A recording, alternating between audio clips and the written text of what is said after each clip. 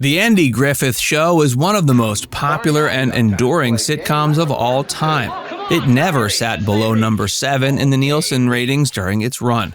It even remained the 60th most watched show in 2016. Part of the reason is its wholesomeness. Many of its themes, such as forgiveness and charity, match up with the Christian faith. Andy never beat viewers over the head with it, but it was always part of his own life. Keep watching to learn how Andy Griffith revealed his secret bond with God in his final days. Raised in the church.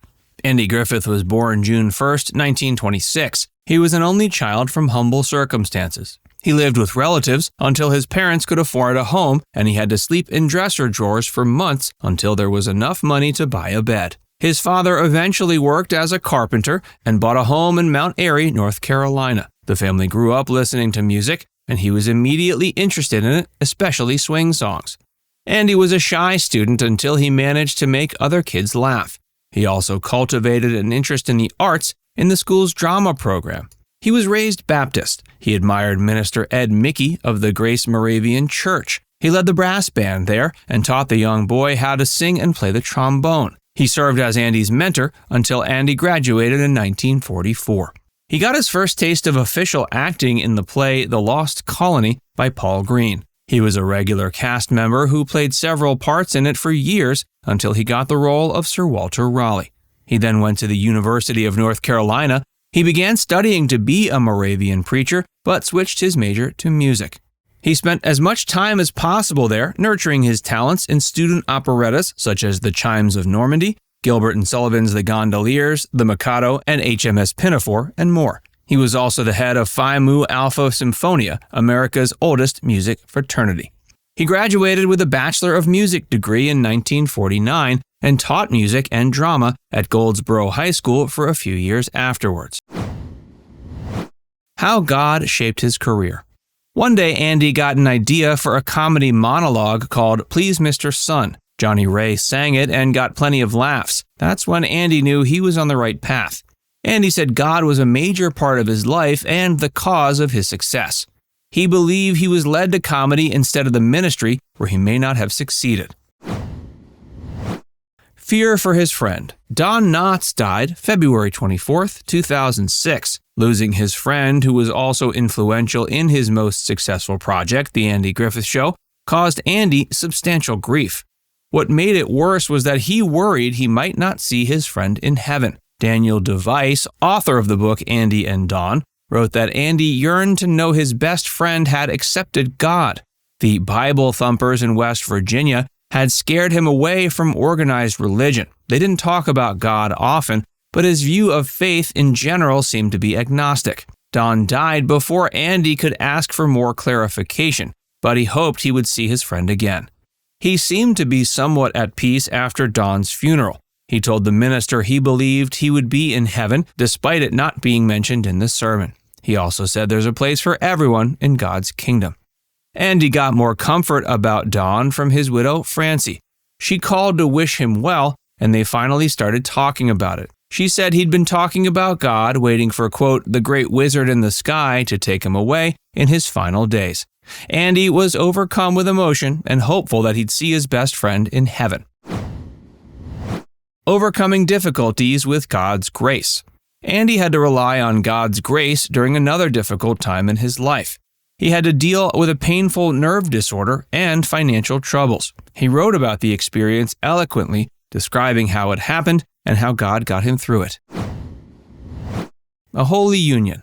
It started with his romance with Cindy Knight. She joined him on a production of The Lost Colony. They began as friends, but he admired her strong faith and gentle strength. They fell in love and were married 5 years later in April of 1983.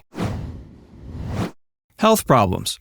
Health problems complicated their situation. Cindy's lifelong bouts of sore throats meant that her tonsils had to come out. He got a bout of the flu the day after her operation. He started to recover from it, but noticed other strange symptoms. Shocks of pain went through his body like a lightning rod. The couples tried to get over their issues by relaxing and watching the Kentucky Derby together.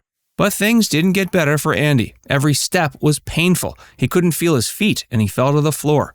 He couldn't reach any of his doctors, but was so desperate for relief, He took some of the pain medication Cindy had been prescribed after her tonsillectomy. It did almost nothing to help. He finally got to a local hospital and had a room full of doctors attending. It took 4 days to determine the cause of his pain, until they finally did a spinal tap that showed he had a rare nerve condition. A diagnosis. Guillain-Barré syndrome is a rare form of nerve inflammation. It typically occurs as an allergic reaction to viral infections, so he most likely got it after his bout with the flu. The nerves get inflamed and send false messages to the brain. It can either cause minor pain but extensive paralysis, or, as in his case, severe pain but limited paralysis. The worst part was doctors had to tell Andy there was nothing they could do for him. The condition is so rare, there are no drugs or surgeries to treat it. They gave him pain medication and told him to return in a week. Andy was in agony and Cindy was terrified. Finding proper care. That's when Leonard Rosengarten, an old friend who was also a psychiatrist, offered to come visit. He had survived cancer of the esophagus, so he understood deep, all-encompassing pain. Dr. Rosengarten got Andy into Northridge Hospital Medical Center on a floor full of patients fighting strokes, auto accidents, and Guillain-Barré syndrome. The doctors said they would help him. The doctors gave him as much medication as he needed, but wanted to wean him off. This included classes in biofeedback. Andy felt connected to the other patients in the ward. Andy spent a month in that hospital and left on 85% less pain medication than when he came in. He still felt pain, but felt that he could handle it better. It took him a year to participate in daily activities the way he used to. Money problems to top it off. Andy was also thrown another problem when his manager told him that they were broke and had to sell their LA home. No offers came in, and neither did roles, as he was getting older. Then Cindy came up with an idea. She decided maybe not being able to sell the house was a sign from God. Moving to their other home in North Carolina would make it even more difficult to get roles. After a bit of time, it turned out she was right.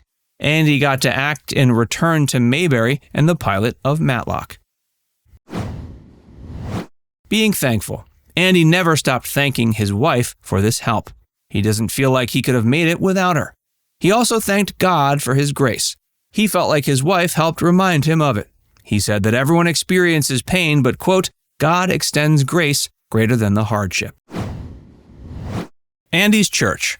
He first connected with Grace Moravian Church while living in Mount Airy, North Carolina in the early 40s. This blossomed into a fuller relationship where he and Cindy became part of the congregation as adults.